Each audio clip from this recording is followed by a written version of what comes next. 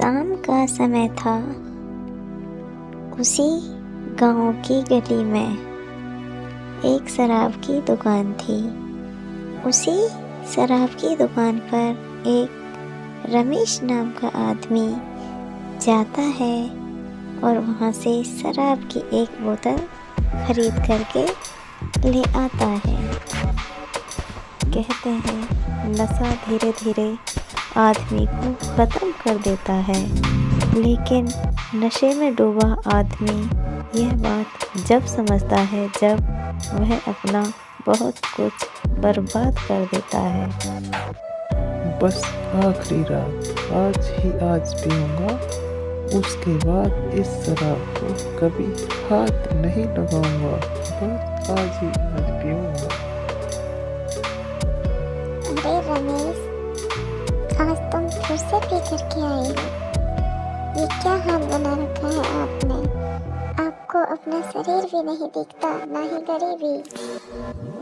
पापा, मेरे स्कूल की फीस भी भरनी है, नहीं तो टीचर लोग मुझे स्कूल से बाहर निकाल देंगे। पापा, मेरी फीस भरो। चुप कर, मैं जो करता हूँ सही करता हूँ। माँ, माँ!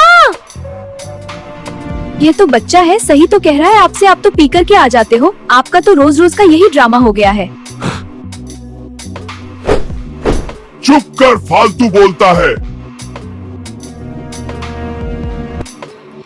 जब रमेश का लड़का ये कहता है कि पिताजी फीस भरी जाएगी स्कूल में, तो रमेश अपनी पत्नी को जमीन पर गिरा देता है चोटी पकड़ के। पिताजी मत मारो मम्मी को, वो पहले से ही बीमार है। मत मारिए मेरी माँ को पिताजी, मत मारो माँ। नशा सिर्फ पीने वाले को ही नहीं, पूरे घर को सजा देता है। रमेश दुखी तो बहुत होता है, लेकिन उससे ये शराब की लत छूटी ही नहीं रही थी और मन ही मन सोचता है कि मैं इसे कैसे छोड़ूं। फिर वह अपने दोस्तों के साथ शराब पीने निकल जाता है। रमेश जब अपने साथियों के साथ शराब पी रहा था तो उसकी पत्नी बड़े दुखी होकर वहाँ से गुजरती है। क्या शराब पीने का आनंद है भाई? शराब तो पीनी ही चाहिए, दूसरी कोई जिंदगी है ही नहीं। अरे तू भी क्या रमेश, जिंदगी एक बार ही तो मिलती है। बीवी बच्चे तो झेल ही लेते हैं। लेकिन रमेश शराब पीता था और अंदर ही अंदर बहुत परेशान भी रहता था। रमेश की पत्नी मंजू अपने बेटे मोहित से कहती है कि बेटा, तेरे पिताजी शराब में बहुत ज़्यादा बेकार हो चुके हैं, अब वह किसी की भी नहीं सुनते। अब बेटा हमें अपनी ज़िंदगी अपने आप जीनी होगी। बेटा मैं कुछ काम ढूंढूंगी और उसके बाद तेरी फीस भरूंगी।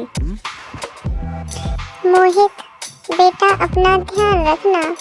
मैं काम की तलाश में बाहर जा रही हूँ, देखती हूँ मुझे कोई काम मिल जाए तो।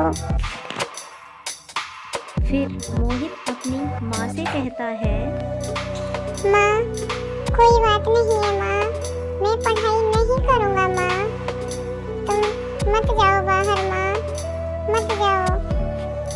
फिर मंजू अपने बच्चे को समझाती है और कहती है, बेटा अगर मैं काम करने नहीं जाऊंगी तो मेरे लाल हम खाएंगे क्या?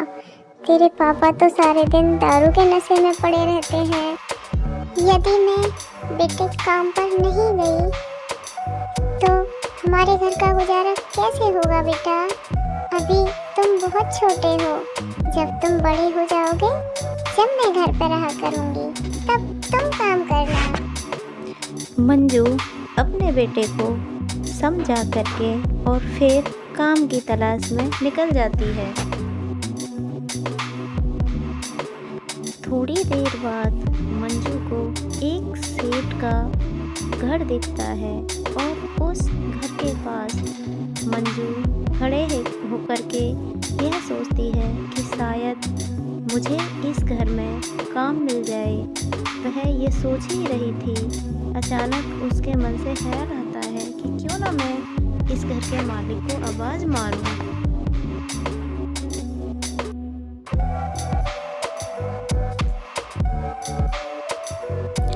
कंजूस सेठ था, उसी के घर सीमा को काम मिल जाता है और वह काम की बात करके अपने घर के लिए वापस आ जाती है। जब मंजू काम की बात करके घर के लिए लौट रही थी तो उन्हें एक सासू माँ मिलती हैं जो उनकी पड़ोसन थीं।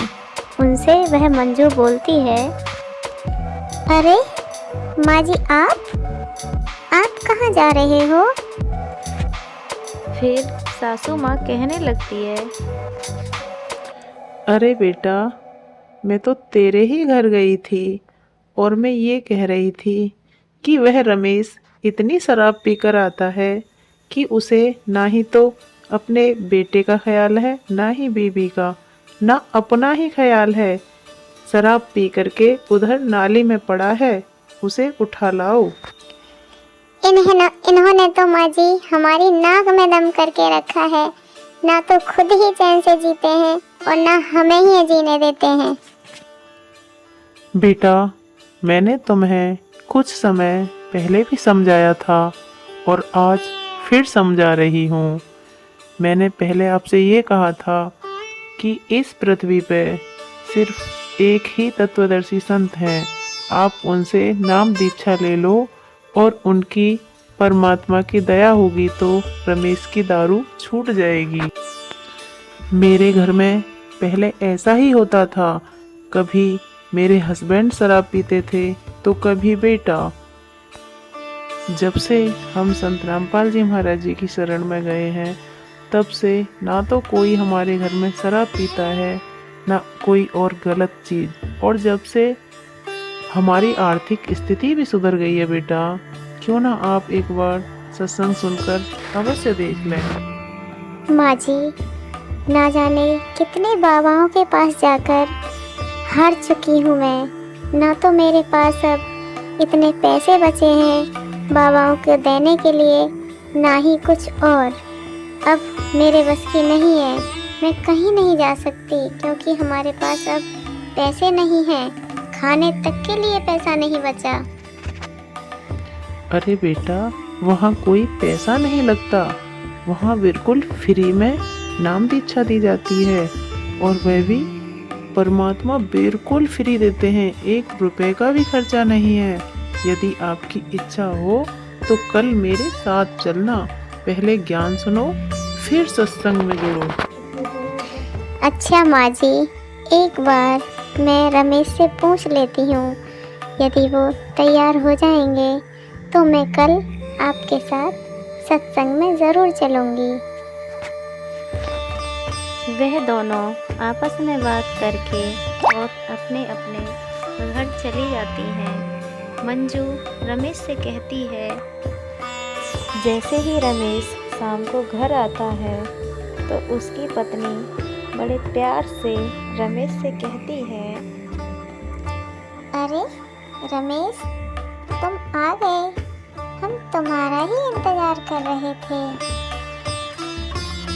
रमेश चुपचाप उसकी बातें सुनता है और आगे को बढ़ता है। अरे ऐसा क्या हो गया जो कि आप दोनों मेरा ही इंतजार कर रहे हो? क्या रमेश, तुम चाहते हो कि तुम्हारा नशा छूट जाए और तुम एक अच्छी ज़िंदगी जीने लग जाओ? रमेश बहुत दिनों पहले से मंजू को और बच्चे को बिना बताए नशा मुक्ति केंद्र से दवा कराता है, लेकिन उससे असर नहीं होता। फिर वह मंजू से कहता है, मंजू, तुम्हें क्या पता, मैं बहुत दिनों से नशा छुड़ाने की दवाई खा रहा हूँ, लेकिन फिर भी मैं इस नशे की लत से छूट नहीं पा रहा। बताओ कैसे छुड़ाऊँ मैं तैयार हूँ ये नशा छोड़ने के लिए। चलो, कहाँ चलोगी मुझे लेकर के? मैं चलने के लिए तैयार हूँ बिल्कुल मंजू। हमारी पड़ोस वाली माँ जी आई थीं, पहले आप उनके दिन याद करो, पहले वो भी बहुत शराब पिया करते थे और अब उनके घर में कोई शराब को छूता तक नहीं है। पीना तो बहुत दूर की बात है। वह मेरे से कह रही थी कि तुम सत्संग में चलना कल, शायद परमात्मा की दया हो जाए, तुम्हारे हस्बैंड की शराब तो छूटेगी ही छूटेगी, आर्थिक स्थिति भी सही होगी। उसकी बातें सुनकर के महेश सत्संग के लिए तैयार हो जाता है और मंजू से कहता है, जब चलना हो मुझे लेकर के चलना, मैं चलने के लिए तैयार हूँ और इस नशे से बहुत परेशान हूँ। मंजू महेश की बात सुनकर के बहुत खुश होती है और अगले दिन सत्संग में चली जाती है। वहाँ वह बड़े प्रेम से सत्संग सुनती है। पीवे कड़ुआ पानी, शराब पीता है जो 70 जन्म कुत्ते के जानी।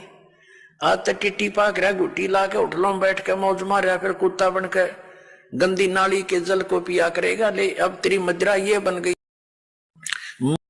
करके महेश और उसकी पत्नी और बच्चे बड़े खुश होते हैं।